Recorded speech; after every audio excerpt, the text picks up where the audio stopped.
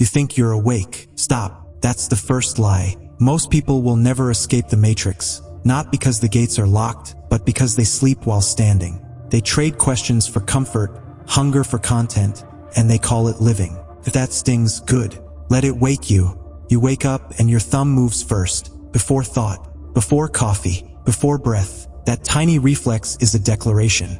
Someone else still programs your morning. The matrix doesn't smash your skull. It slips into your day like a whisper and becomes your default. It dresses as convenience, validation, and the illusion of choice. Freedom looks glamorous on a poster, but fragile in the mirror. Real freedom asks for loneliness, grit, and the courage to be boring. The matrix knows that, so it floods you with noise until being quiet feels suspicious.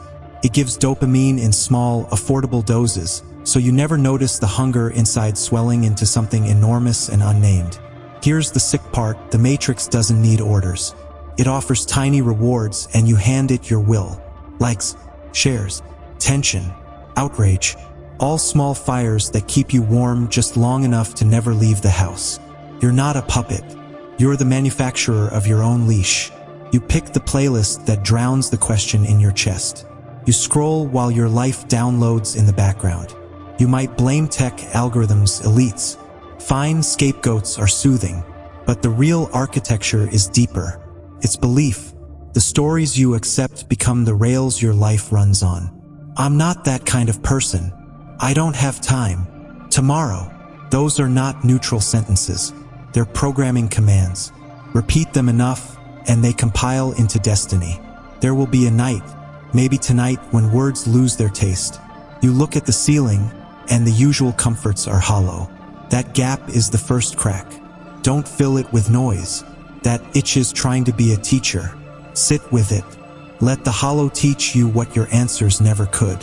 Escaping isn't a single heroic act. It's surgical. You don't overthrow a city. You dismantle the smaller structures that keep your mind occupied. You trade shallow pleasures for one meaningful discomfort. You stop reacting and start choosing. You keep your phone in another room sometimes. You let thoughts finish before you reply. You speak truth to the quiet lies you tell yourself at 3 in the morning. This looks dramatic on the outside, but on the inside, it's patient. You will lose people. Some will be relieved. Most won't notice. That's okay.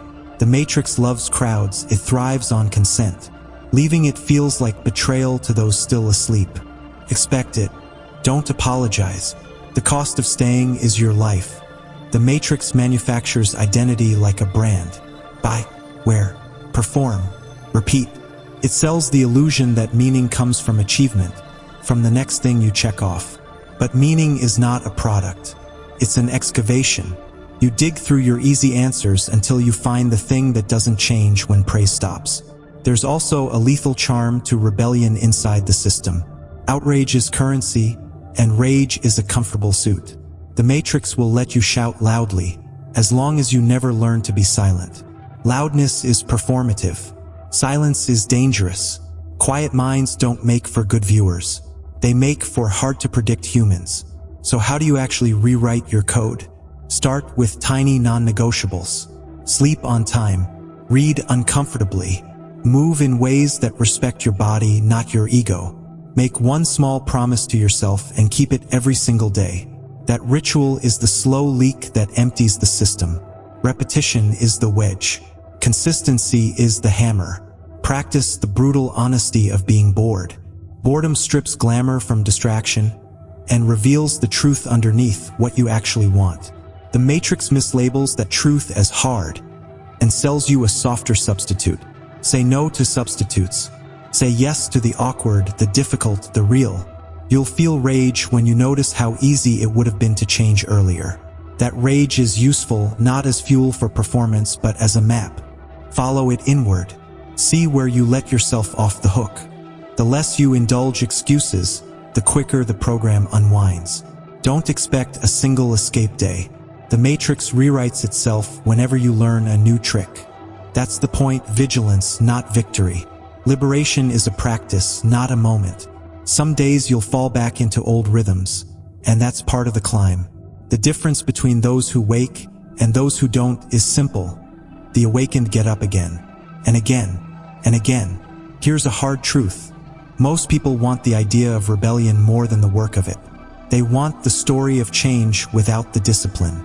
That's not weakness, that's taste. The Matrix is gourmet at feeding taste.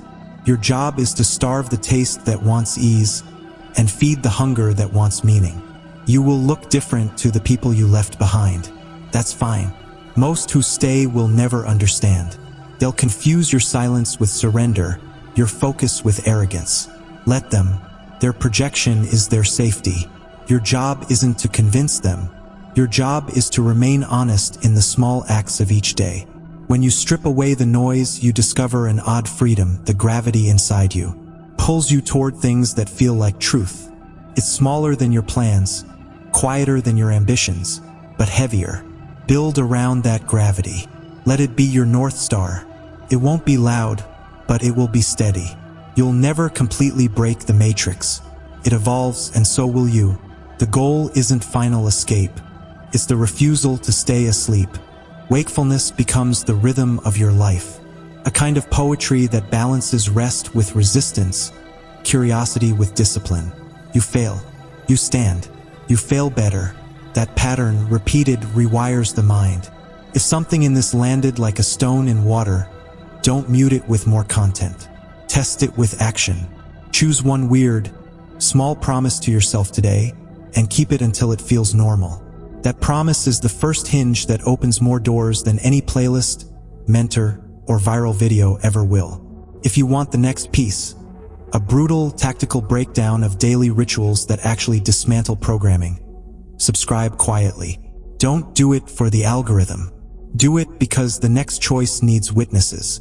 You don't need a hero to save you. You need a steady rhythm and the courage to keep it. Keep breathing. Keep choosing. Keep waking.